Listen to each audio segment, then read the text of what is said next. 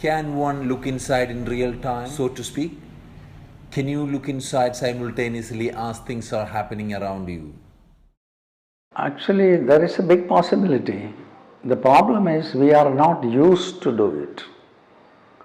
When a situation in real time happens, we will be projecting ourselves from within outwardly, and then we try to live it partially. Thereby the observer is not working at all. That is what is happening. We know everything. Practitioners know that observation is actually the key for opening the inner door to get into the witness. We all know. But when in real time something happens, you forget it. And then you get into the problem, and then after some time, maybe after half an hour, no observation is working, and then you get into crisis, troubles, and all the consequences of it, and then after that you start to remember, oh, I lost.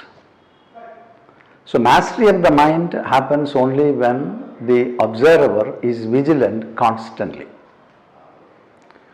That is possible. That is called shraddha in Sanskrit language. You need to have a sharpness and an intensity in getting to know what is going on inside.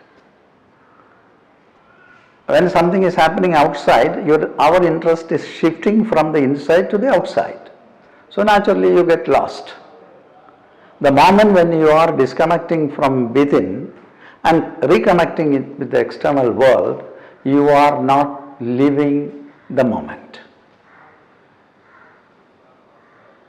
You are on a process.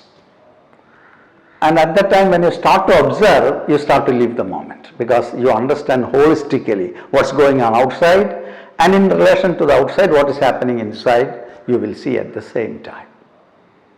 Then you understand fully how my mind is reacting, what my mind is doing at that time, and also what is happening outside.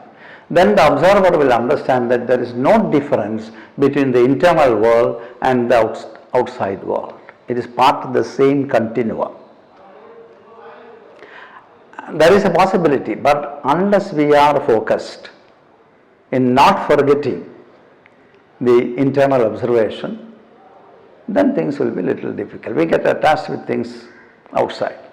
When Patanjali, when he was describing yoga, he was saying two tools. One is practice and the other is detachment. What is detachment? Detachment, the moment when you are observing something, you are not attached. You are the observer. The moment when you are not observing, you make a bond with what you see. And then you get into the trouble of it or the joy of it. You see only a part, not the full story. Half of the story is happening inside, half of the story is happening outside. When you get attached with the things which are outside, actually you are involved in an external story. You don't understand what is happening within. Maybe after half an hour you get back and thereby you have lost that half an hour of intense observation to become the observer. And so that needs to be thought of, and then after some time when you start to observe in the beginning, it may be difficult, but you will be habituated in observing all the time. You are seeing the world, what is happening, how you are moving with the world, and how things are working within yourself. Everything you see as a continuum, not as a separate unit. And then you start to enjoy how your mind is reacting for small things. Until that time, we project things on somebody. When you started to observe in real time, you started to understand that it's a projection of my mind to the world, creating a world by itself, and I live that world. Thereby, I will be exposed to pain and pleasure and no calmness. Calmness is different from pain and pleasure. You can either be in sorrow or you can be in joy.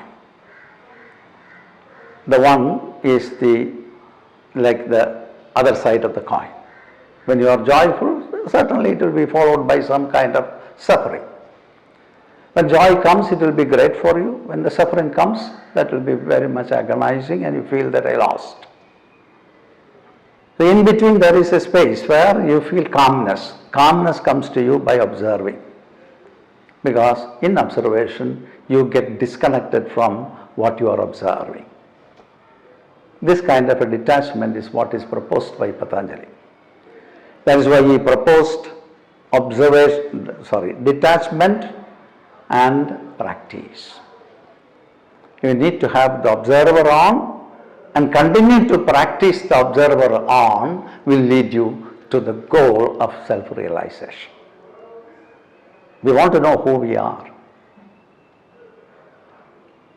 And then in this process, if you are the observer, in the beginning it may be difficult, but later you will definitely understand, I am the observer and the observed at the same time.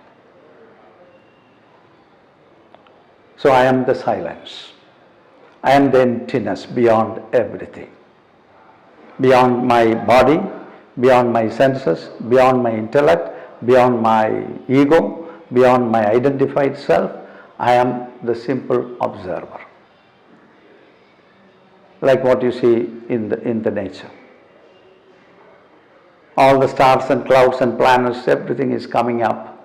It existing there for years, millions of years, then it will be withdrawn. There will be the emptiness left. Everything comes from this emptiness, exists in the emptiness and withdraws into the emptiness. You see the same plan in your mind. Thoughts are coming, creating world, and then the world dissolves and there will be emptiness again. And that is a possibility. The possibility is connected with our interest and the joy that you get out of your practice. If it is a sorrowful affair, you will not be there.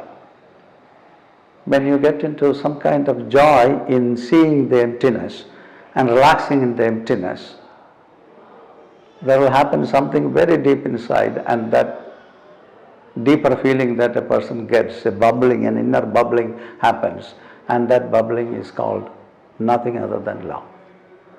Everybody is looking for love. When you are in love, you are in trance. When once you get there, certainly you will continue to be the observer because you got the key. You can celebrate.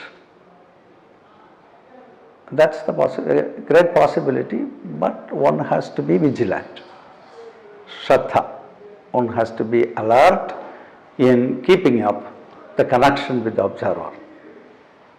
Then things will be okay.